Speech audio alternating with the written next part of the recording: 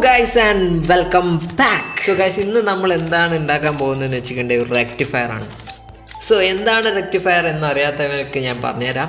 നമ്മൾ A C കറണ്ടിനെ D സിയിലേക്ക് convert ചെയ്യുന്ന ഒരു സർക്യൂട്ടിനെയാണ് നമ്മൾ റെക്ടിഫയർ എന്ന് പറയുക. സോ നമുക്ക് ആ സർക്യൂട്ട് എങ്ങനെ ഉണ്ടാക്കിയെടുക്കുക എന്നുള്ളതാണ് ഇന്നത്തെ വീഡിയോ. അപ്പം നമുക്ക് നേരെ വീഡിയോയിലേക്ക് പോകാം. സോ നമുക്കൊരു കമ്പോണൻ്റ് ആവശ്യമുണ്ട്. അതിൻ്റെ പേര് ഡയോഡ് എന്നാണ്.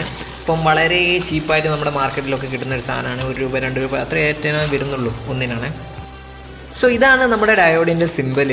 മാത്രമല്ല പലതരം ടൈപ്പ് ഡയോഡ് ഉണ്ട്, പല ആപ്ലിക്കേഷന് വേണ്ടി യൂസ് ചെയ്യുന്നുണ്ട്. ഇതിനൊക്കെ കുറിച്ച് നമുക്ക് ആവശ്യമുണ്ടെങ്കിൽ നമുക്ക് പിന്നീട് ഒരു വീഡിയോ ചെയ്യാം.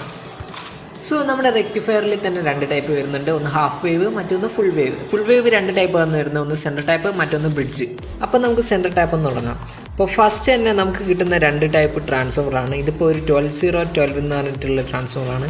ഇതുപോലെയുള്ള 3 ഔട്ടുള്ള ട്രാൻസ്ഫോമറിലാണ് നമ്മൾ സെൻറ്റർ ടൈപ്പിൽ റെക്ടിഫയർ ചെയ്യുക. അപ്പോൾ നമ്മുടെ ട്രാൻസ്ഫോമറിൻ്റെ മിഡിലുള്ള വയർ ബ്ലാക്ക് എപ്പോഴും നെഗറ്റീവ് വയറായിരിക്കും. ബാക്കിയുള്ള 2 വയറിലായിരിക്കും നമ്മൾ ഡയോഡ് കണക്ട് ചെയ്യേണ്ടത്.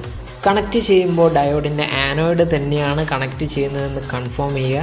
അടുത്തതായിട്ട് നമ്മുടെ 2 ഡയോഡിൻ്റെയും കാഥോഡ് തമ്മിൽ സോൾഡർ ചെയ്യാം.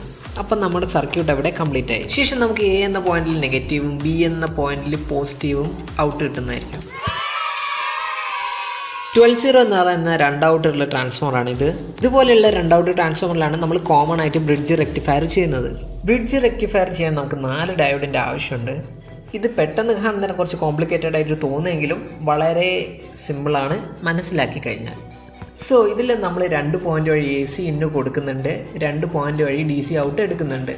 സോ സർക്യൂട്ട് മനസ്സിലാകാനുള്ള ഒരു എളുപ്പ വഴി ഞാൻ പറഞ്ഞുതരാം. ഒരുപോലെ 2 ഡയോഡ് ആദ്യം വെക്കുക.